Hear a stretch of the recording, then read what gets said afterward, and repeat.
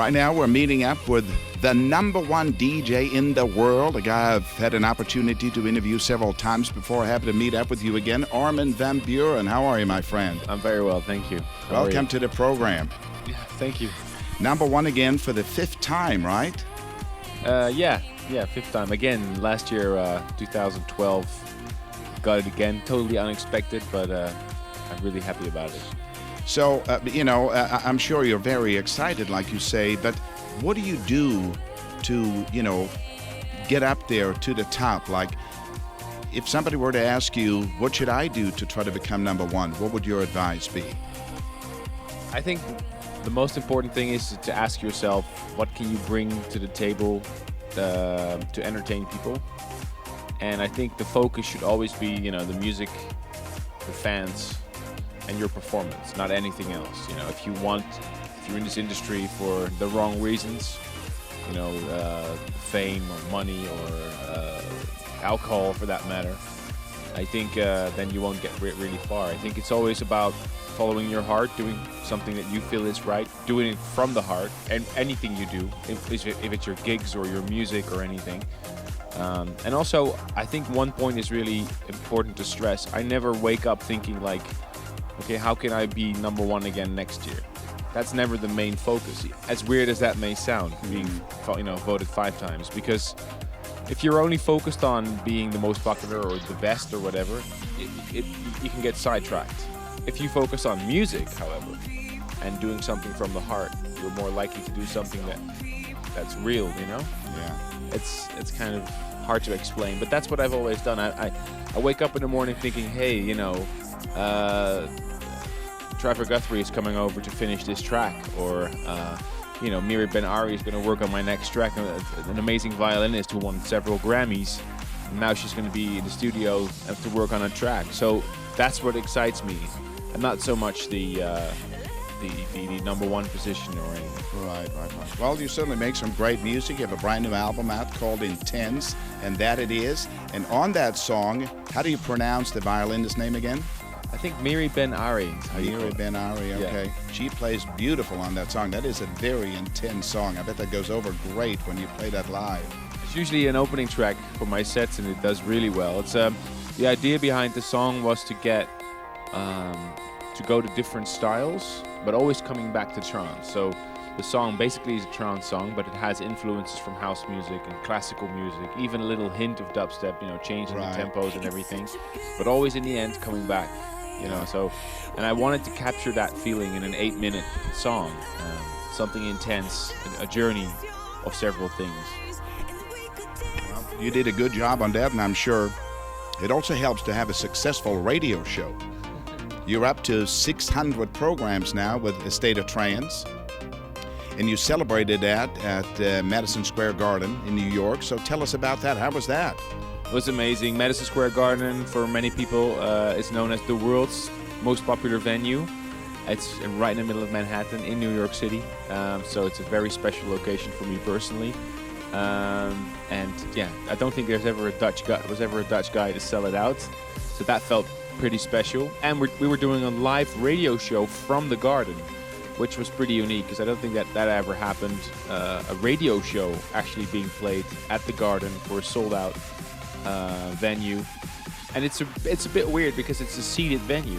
You have to sit down, and that's a bit strange for a dance event. So I was kind of scared how that would go, but it actually went pretty well, because people sort of stayed on their seats but stood up and were dancing a little bit. And I think people in New York, I owe them a lot of thanks for this gig, because they kind of understood how important that was and how cool it was to do an event like that. It's such a legendary location where Elvis Presley played and Michael Jackson played and Madonna played, and it's really a special place. Who else played there with you? It's a radio show, and on my radio show I don't play music just by myself or from my label. I play music from all over. And on this particular gig I had Alex Moore from Germany, W&W, and the New World Punks joining me, which was Marcus Schultz and Ferry Corsten back to back. Mm-hmm. So, State of Trance is my radio show, but it's not so much about me or my music. It's about trance music as a genre. So I try to program as wide as I can, wide variety of styles. You did a live show from the Ultra Music Festival as well, right? Now, Yes. how do you, I mean, it's like I can relate to that having done radio for a long time, but how do you feel about that? It's like a lot of responsibility to be hosting the show and be a performer. Yeah, it's kind of a unique combination. Instead of Trance was, born the way it is right now. I've hosted the show myself throughout the whole day. So when we start at 12 in the afternoon and finish at 12 at night, you basically do a 12-hour radio show hosting all the DJs. But it's a really great inspiration because I get to listen to all these DJs that I admire, and they inspire me to be creative in the studio again. So it's a win-win situation. And it is a big risk because, we are in the middle of a field, basically, and we have to set up a radio studio there. There's nothing there. We have to set up a satellite connection to make sure that everything goes well. And this year we also had YouTube streams and so on. So it was quite remarkable. But you see that the fans really like it. Over the course of 12 events around the world, we did 12 cities everywhere around the world. We had 200,000 visitors together and 1.3 million people listening over YouTube. So it shows you that there's a big demand for trance music still. Yeah, it's certainly very popular. You also did a theme song, I think, with Marcus Schultz for the 600 show, right? Yes, we had Marcus and I always said to each other that we wanted to do a track together, and sort of never got around to really do it. And then at one point, I'm like, okay, Marcus, now I have an idea. It was actually an idea that I initially had for my album, but I don't know, I think this could be a melody that could really work great if I worked on this with Marcus. So I sent him the melody idea. He really liked it, added his melodies and his ideas to it. He did a great job. Yep. Sent it to me, and then we sat in studio and finished the song. And then we had the expedition. And then I asked him, this sounds really anthemic. Should we make this the anthem for a set of Trance 600? How would you feel about that? And he was like, yeah, sure, let's do it. It's great. I think the fans will freak. So it was the theme song for the whole tour, and it did really well, and still being played a lot on the radio. So, and it's really funny because we made that track, I think, in 4 days or something, 4 or 5 days. Went pretty fast, but Marcus is really professional and really dedicated as well, so that helps. Two superstars coming together over one track. Yeah, congratulations. Very good. So let's get back to the album Intense. Why did you decide to call it Intense, and what is sort of the meaning behind that? Well, trance music itself is pretty intense, as you know. Yep. It's pretty euphoric, uplifting, melodic. And my life at the moment is pretty intense. So I started thinking about that, being a father now for the first time in 2 years. Our second is on the way. Congratulations. What do you have, a boy or a girl? I have a girl, almost 2. Her name is Fenna. Fenna, okay. Fenna. And she's a sweetheart. She changed me because I'm more focused. I don't have time to sit around anymore, right. But I'm more focused in the studio being creative. And I started to think about how my life has changed and how she did good things for me, because I don't, I'm much more focused. I think any father will tell you the same thing. It changes you as a human being. Yeah. And then I started thinking about life in general. And everybody in its life has happy moments, very happy moments, but also everybody, unfortunately, encounters some sad moments, like when you lose a loved one, or you can't get a degree, or you're fired, you don't have your job anymore, or your relationship ends. But then there's happy moments again, when you find somebody that you love, and so on and so forth. So life is full of contrasts. If you look at the titles on the album, it's actually pretty funny because, we have tracks like Alone and This Is What It Feels Like, which are more sad songs.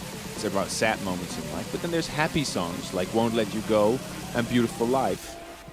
That are, more happy moments. So life is about contrasts, and this is what I really try to bring with the album. And the album is just out. It just was released today, as a matter of fact, I think. Today. Right? It's a very big day for me today. Well, congratulations. How many tracks on the album? There's 15 tracks on the album and one exclusive iTunes bonus track, so 16 tracks in total. That took me 2 years to make, so yeah, it's kind of a big day today. I really like the song This Is What It Feels Like with Trevor Guthrie. Who is he? Trevor Guthrie is from Vancouver, Canada. He used to be in a boy band called Soul Decision a long time ago. They were very successful in Canada, and I met him through Jensen Vaughn. Jensen works for Ultra Music Records in New York. He signed to their publishing department. And Jensen worked on the latest Madonna album, and he's a great songwriter. And I was scouting for songs. So I had an instrumental track that I wrote with John Eubank and Benno de Groei, my studio partners. And I was shopping with this instrumental. And I got a song idea back from Jensen, which was written on a different instrumental. And I really liked what he'd done, but the music wasn't finished back then. It took me about a year, actually, to finish the music behind the track, because we were searching for this riff. You know, we needed something special that was, you know, there's a certain magic that you can't. That's the power of music.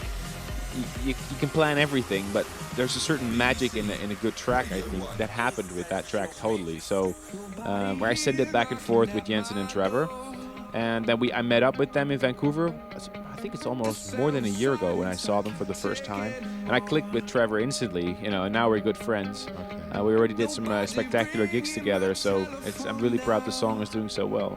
And it's doing well with the W&W remix, which is the second big hit that you've had with those guys. The other one is called D Flat or D Fat, or It's well, the name of the song is actually a joke. In Holland, you say "dies vet," which means this is fat. okay. So it was just a joke, but we didn't know that the song was doing so well. The song completely blew up on all the charts, and it's still being played by a lot of DJs out there. So for us, it was kind of, you know, if we would have known beforehand that the song would be so great, maybe we would have chosen a more politically correct title. So speaking of BPMs, who's afraid of 138? Why don't you elaborate on that a little bit? Who's Afraid of 138 was actually started as a joke on my radio show, because a lot of DJs seem to have abandoned the higher BPMs and the harder trance sounds, which is fine. I'm not criticizing. It's normal. You know, people move on, and music is not a fixed thing. It's a dynamic thing. I still really like that older 138 sound. That's really a sound that's close to my heart, because that's what I like. You know, not so much because it's commercial, but just because it's something that I really love to hear. Maybe not for 8 or 9 hours straight, but definitely at the last part of my set, or more than that. So I said in my radio show, I was playing this track, and I said, "Who's afraid of 138 now, huh?" And this is sort of a joke because it rhymes. And a lot of people on Twitter were commenting, "Hey, that's a funny remark," you know. And I thought, you know, maybe I should do a couple of T-shirts.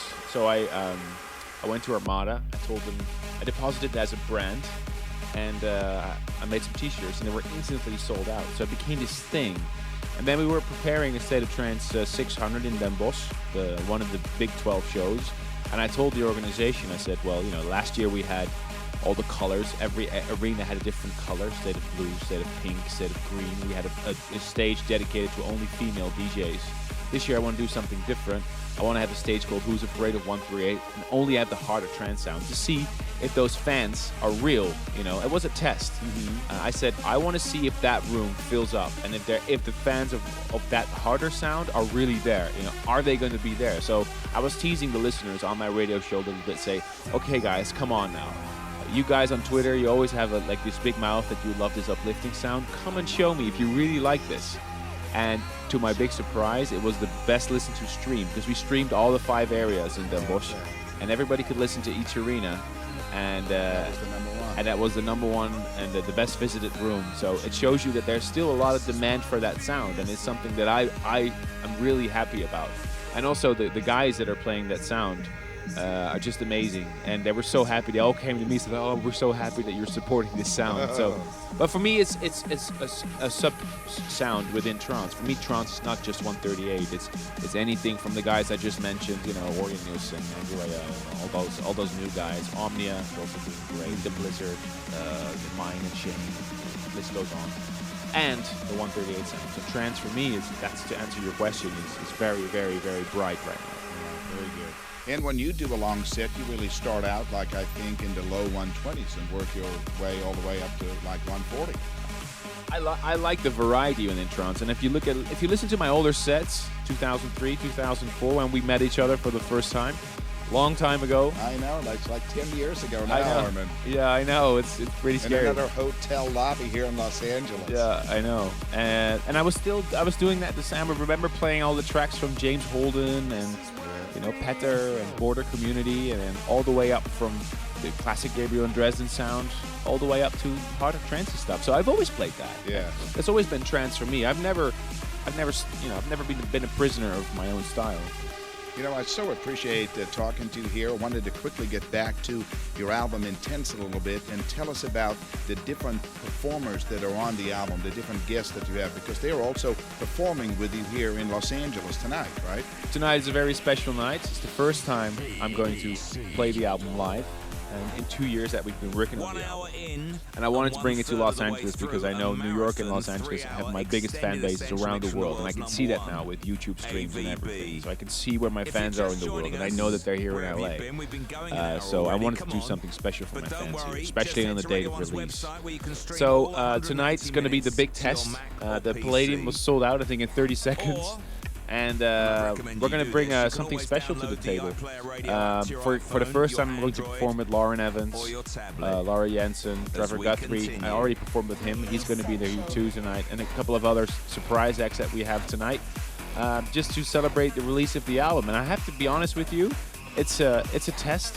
I don't know if all the singers are going to be good live, but we will see. And I think the audience, will be in for a surprise just as much as me, because I can't sing. I need these singers on stage, and I'm just curious how these performers will do. And it's a great celebration of the album, and it gives people a great opportunity to really connect with the artists that are performing on Intense.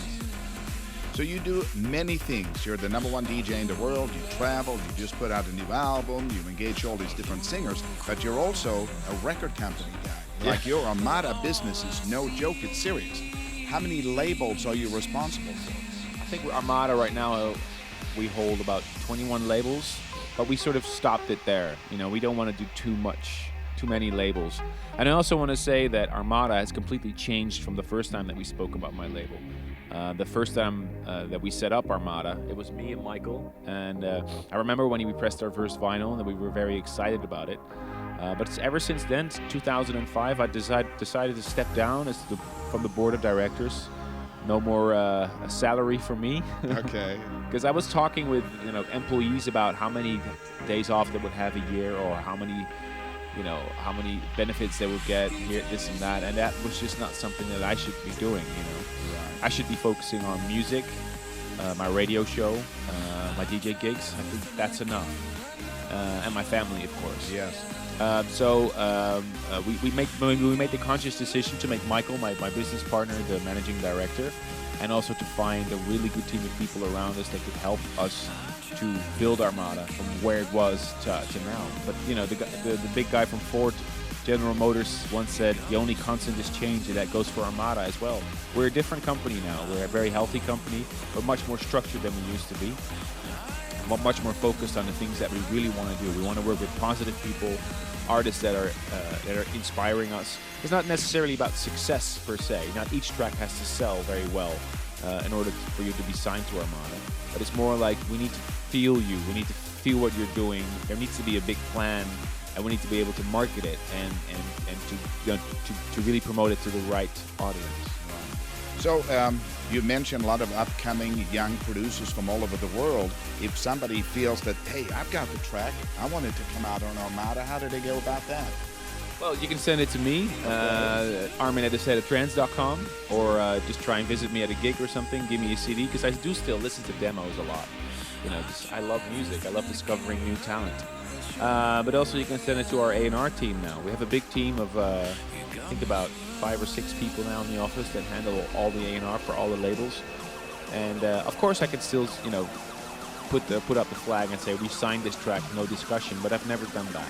I always discuss with the rest of the team. What do you think about this track? Do you think we can sell it? Is there a plan behind this track? So there's always a bigger picture.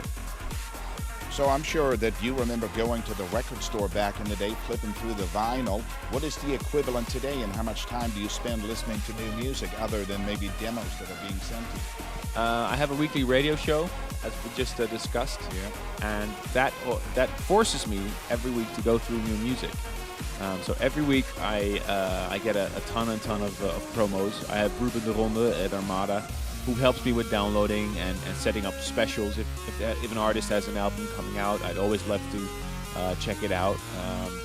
I always love to be involved, and I ask other labels, hey guys, what have you got coming up? Is there anything exciting, any big remix you've got, or any big new projects, and then we try to set something up for the radio show to be one of the first to promote this music to a lot of new talent. So I have a really great team right now at Armada that helps me with the show every week. Having said that, I still listen to all the music myself. I still mix the show myself, and I present it. So of course they help me with scripting the show and, you know, contacting the labels and whatever not. And if we have any competition with listeners, they handle that. I don't have to send out CDs myself, but it's great. You know, I'm still focused, and it's like flipping through vinyl back in the days. I'm still going through all the new music myself.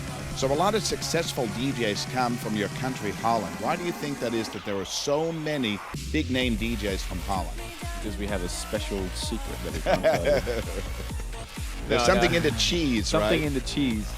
No, the real answer is, and I think this must be the reason, is that we all grew up listening to EDM. Holland was already on the forefront of dance music in the early 90s. And not to diss any other countries, but you guys were just a little bit later. It's just the fact of the matter, you know. Yeah. On daytime radio in 1992, we already had Robin S. Show Me Love, you know, in the Stonebridge mix, which was really successful, or Christine W. Yeah. That was unthinkable here on daytime radio in the US or any other countries around the world. That came later in the US, and that's fine, there's nothing wrong with it. But it shows you that a whole generation of DJs is growing up listening to EDM, and that's what they want to make their living out of. Another country that's a great example that proves my theory is Argentina, for example. I remember coming to Argentina back in 2005 for the first time, 2004, and there wasn't really much of a scene back then. And all these events started to come up, and I saw, you know, Ultra Music going there. I saw the big events coming up there, and now there's this whole wave of Argentinian producers. Chris Schweitzer, you know, Heat Beats, many more artists from Argentina. So this new guy is growing up listening to EDM thanks to the internet. Same thing happening here in the States. You have this big boom of EDM right now. Everything is, you know, I think a really important age is when you're 15, 16, 17, 18, and all your friends are listening to EDM. You want to know what they're talking about. Yeah. And that's what's happening. And that's what we already had in Holland. We were just a little bit lucky to have it at an early point. Right. So I know that you've been sponsored by KLM, and why would people love to go to Holland? Holland is a great small country. We are very loving people, I think. There's a lot of positivity. It's a very safe country. I think I read a research once that the children in the Netherlands are the most happy around the world. And I think because it's a very safe, very pleasant country, you know, good education, but also there's a lot of culture and history in the Netherlands. You know, we're a kingdom now for over 200 years. But now you're going to get a king, right? Yes, we just had a newly appointed king. That Queen Beatrix stepped down. She abdicated, and that meant that her oldest son took over. And it was the first time it was a son after a long period of time. Yeah. So for the first time in 123 years, we now have a king. So it's a big thing. Okay. And it's the clogs and the cheese. And the clogs and the cheese and Anne Frank and the Rijksmuseum and Van Gogh and, you know, our beautiful shoreline, a lot of beaches. And it's a beautiful country. It's one of the first countries I went to after graduating from school in Sweden. I went to Holland and saw a soccer match where Ajax won and Amsterdam was on fire. Yeah. Soccer is huge in the Netherlands. I'm not a big soccer fan, by the way, but yeah. Unlike Paul Oakenfold, who always watches soccer whenever he can. I know, he keeps this. Chelsea is his team, right? Yes, exactly. Yeah, he lets the whole world know. That's great. That's fantastic. I love it when he's so passionate about that. That's great. Well, thank you very much, Armin. And again, the album is called Intense. It's a brand new album, 15 tracks with a bonus track if you buy it on iTunes.